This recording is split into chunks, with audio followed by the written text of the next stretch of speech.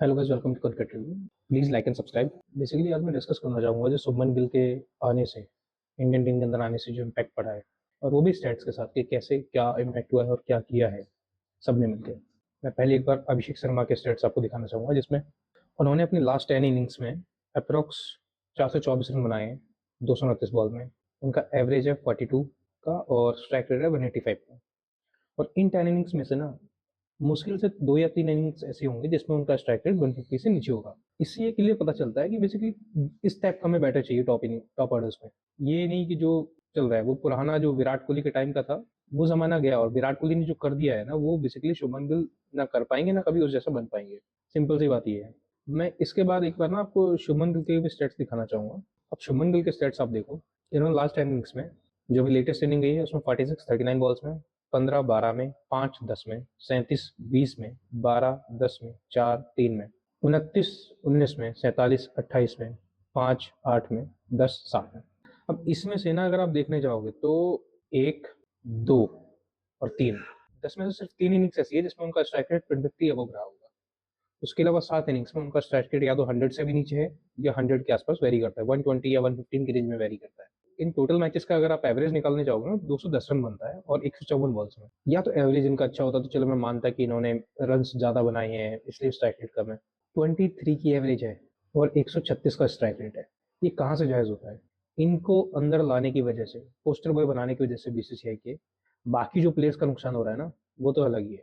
पहले मैं एक बार आपको ना संजू सैमसन के स्टेट्स दिखाना चाहूंगा, जिसमें उन्होंने लास्ट 10 इनिंग्स में सिर्फ 6 में ही बैटिंग मिली है और 4 में बैटिंग भी नहीं मिली, ठीक है। उसके बाद उनको बाहर कर दिया गया है, जिसमें अभी जितेश को मौका मिला। अब जो उन्होंने 6 इनिंग्स खेली उसमें से उनका 2 या 3 इनिंग्स में फिर भी रन आए हैं, उसके अलावा रन नहीं होते। यानी आप कह सकते हो 3 मैच में परफॉर्म किया, 3 मैच में नहीं किया। और जिसमें परफॉर्म किया उसमें उनका स्ट्राइक रेट अच्छा था, तो आप उस पर जज नहीं कर सकते। आप जिस पोजीशन में उनको भेज रहे हो वहाँ पे उनको ज्यादा रन नहीं आएंगे, जितने आएंगे वो इम्पैक्टफुल होने चाहिए, वो ज़्यादा ज़रूरी है। और वो उन्होंने किया है कुछ मैचेस में। जैसे मैं आपको लास्ट मैच में तो उनका बुरा ही हाल था जो 31 अक्टूबर को हुआ था, उसमें 2 रन बनाए थे 4 बॉल में। उससे पहले एशिया कप के फाइनल में 24 रन 21 बॉल्स में। उस टाइम पे वो जो साझेदारी थी ना तिलक वर्मा के साथ, वो होना जरूरी थी। अगर वो नहीं होती ना तो शायद स्कोर लास्ट में साइड चेंज ना हो पाता, ठीक है। उसके अलावा श्रीलंका के खिलाफ 39 रन 23 बॉल्स में। स्ट्राइक रेट यहाँ जरूर आप देखना। उसके बाद पाकिस्तान के खिलाफ उनका अच्छा परफॉर्मेंस नहीं रहा था, 13 रन 17 बॉल में। ओमान के खिलाफ 56 रन 45 बॉल में। इंग्लैंड के खिलाफ 16 रन 7 बॉल में। अब इसमें से आप देखोगे ना, तो 6 में से 2 इनिंग्स में 150 प्लस स्कोर से, 2 इनिंग्स में उनका परफॉर्म रहा है जहाँ पे इंपॉर्टेंट साझेदारियां उन्होंने की है, और 2 में उनकी परफॉर्मेंस नहीं आई है। तो आप इससे ये ना ये जज नहीं कर सकते कि संजू सैमसन का ना परफॉर्मेंस खराब रहा है। उन्होंने टोटल 6 इनिंग में 150 रन बनाए 117 बॉल पे, एवरेज 25 का, स्ट्राइक रेट 128 का। और आप किसी प्लेयर को अगर रिसफल करते रहोगे 3 नंबर से लेके 7 नंबर तक, तो आप किसी को कंसिस्टेंट कैसे करोगे? आप कैसे किसी से उम्मीद कर सकते हो कि वो रन ज्यादा बनाए या स्ट्रक्चर अच्छा रखे? वो कुछ भी नहीं कर सकता ना प्लेयर। आप किसी को एक काम दे रहे हो, आप उसको बता नहीं रहे कि मुझे ऐसे चाहिए, और आप उम्मीद करते हो कि आपकी उम्मीद के मुताबिक वो काम कर दे, तो वो पॉसिबल नहीं है ना। तो आपको प्रॉपरली किसी को मौका देना तो एक एक नंबर पे मौका दीजिए ना।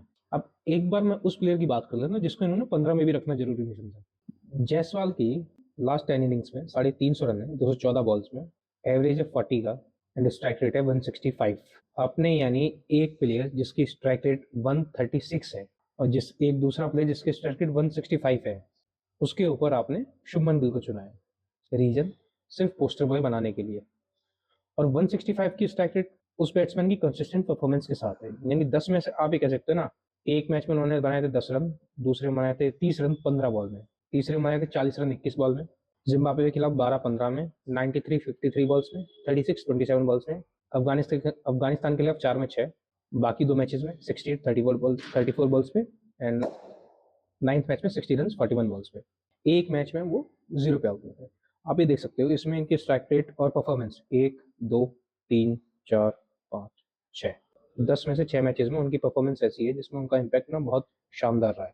अगर उन्होंने खेला है ना तो वो जीतने के पर्पज से खेला है। उन्होंने ये नहीं कि टुक टुक के अपने रन बने तो ठीक, नहीं बने तो फिर टीम की बॉल्स खराब करते रहे, वो चीज़ उन्होंने नहीं करी है। तो आप ये देख सकते हो कि सिर्फ शुभमन गिल के आने से एक ओपनर बाहर गया, एक ओपनर का बैटिंग पोजीशन कुछ भी फिक्स नहीं रहा है कि कहाँ कहीं पे भी सेटल कर दिया है।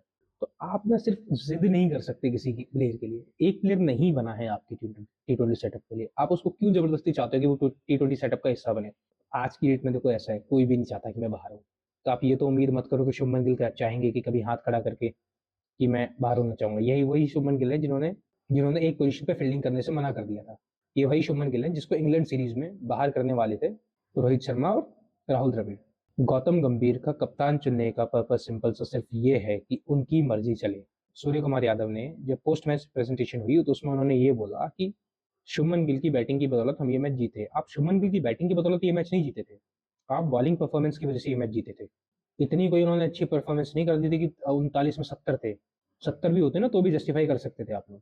39 में 46 रन थे, ये कहीं से भी जस्टिफाई नहीं होता है। आप यानी 50 भी नहीं बना पाए, 125 की भी स्ट्राइक रेट नहीं है। ठीक है, इतना कोई हवा पिच नहीं थी कि आपको एकदम हर दूसरा बैट्समैन जाके आउट होता जा रहा है। वो सेकंड क्लास टीम खेल रही है ऑस्ट्रेलिया की, उनको आप आउट करके जल्दी। आप ये कह रहे हो कि बैटिंग पिच खराब थी, बैटिंग पिच खराब नहीं थी, आपकी बैटिंग खराब थी, आप ये कहो। और बॉलिंग आपकी अच्छी है। रीजन ये है कि ऑस्ट्रेलिया की ना बॉलिंग अच्छी है करंटली, ना बैटिंग अच्छी है। उनके 2 प्लेयर चल गए तो वो भी मैच जिता देंगे। तो आप डिफेंड मत कीजिए, आप सीधी सी बात है, आप उसको डिफेंड कीजिए जिसने परफॉर्म किया है आपके लिए। आप एक प्लेयर जो 200 बना के आ रहा है साउथ अफ्रीका के खिलाफ, आपने उसका बैटिंग पोजीशन ही बिगाड़ दिया। इसलिए कि आपको शुभमन गिल चाहिए था T20 फॉर्मेट में, आपको कप्तान बनाना था एक। अरे कप्तान और भी बन सकते हैं ना, श्रेयस अय्यर को दे दो कप्तानी। आप श्रेयस अय्यर और ऋषभ पंत को कप्तानी सिर्फ इसलिए नहीं देना चाहते कि आपको हार्ड माइंडेड पर्सन नहीं चाहिए जो आपकी बातों को नकार सके, आपसे लड़ सके प्लेयर्स के लिए। मेन रीजन ये है। आपको वाइस कैप्टन बनाना था T20 में, यशस्वी जायसवाल को वाइस कैप्टन बना देते। वो तो पुराना प्लेयर है ना आपका, वो T20 में पहले आया था, टेस्ट मैचेस में बाद में गया था ना, और आपने उसको T20 से ही बाहर कर दिया। और जवाब क्या होता है आपका, आप 15 प्लेयर से सिलेक्ट कर सकते हो। आपका जब मन होता है आप केएल राहुल को बोल देते हो विकेट कीपिंग के लिए।